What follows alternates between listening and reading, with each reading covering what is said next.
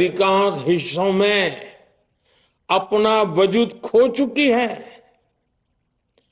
कांग्रेस परजीवी की तरह क्षेत्रीय दलों की पीठ पर सवार होकर खुद को जिंदा रखे हुए है। लेकिन कांग्रेस ये भी नहीं चाहती कि क्षेत्रीय दलों की ताकत बढ़े। इसलिए कांग्रेस ने इस संशोधन का विरोध करवाकर अनेक क्षेत्रीय दलों के भविष्य को अंधकार में धकेलने का राजनीतिक षड्यंत्र किया है।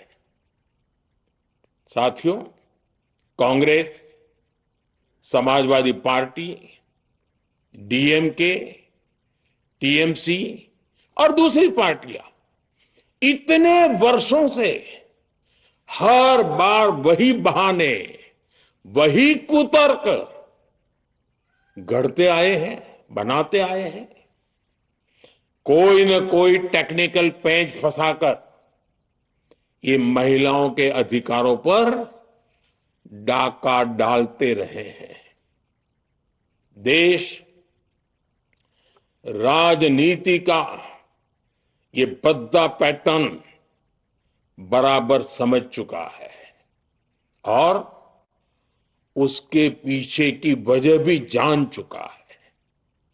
भाइयों बहनों, नारी शक्ति वंदन अधिनियम के विरोध की एक बड़ी वजह है इन परिवारवादी पार्टियों का डर।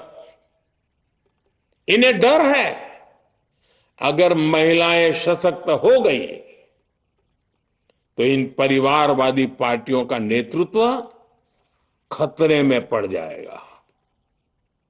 ये कभी नहीं चाहेंगे कि उनके परिवार के बाहर की महिलाएं आगे बढ़े।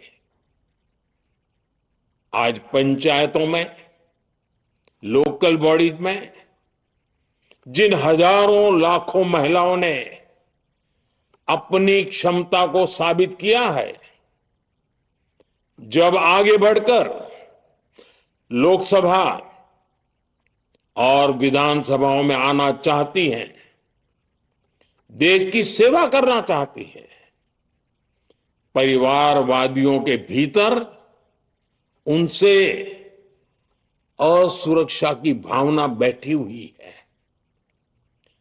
परिसीमन के बाद महिलाओं के लिए कहीं ज्यादा सीटें होगी, महिलाओं का कद बढ़ेगा।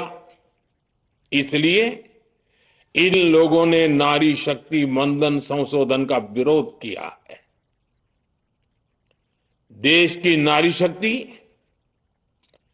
कांग्रेस और उसके सहयोगियों को इस पाप के लिए कभी माफ नहीं करेगी।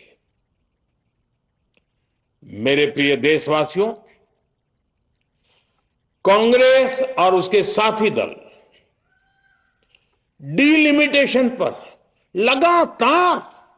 लगातार झूठ बोल रहे हैं।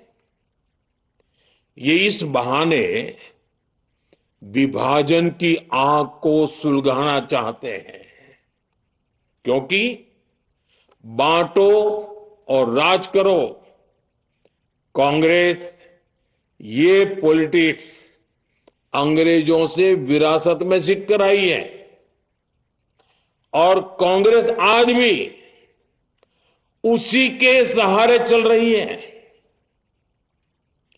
कांग्रेस ने हमेशा देश में दरार पैदा करने वाली भावनाओं को हवा दी है। इसलिए यह झूठ फैलाया गया कि डिलिमिटेशन यानी परिसीमन से कुछ राज्यों को नुकसान होगा, जबकि सरकार ने पहले दिन से स्पष्ट किया है कि न किसी राज्य की भागीदारी का अनुपात बदलेगा, न किसी का रिप्रेजेंटेशन कम होगा, बल्कि सभी राज्यों की सीटें समान अनुपात में ही बढ़ेगी।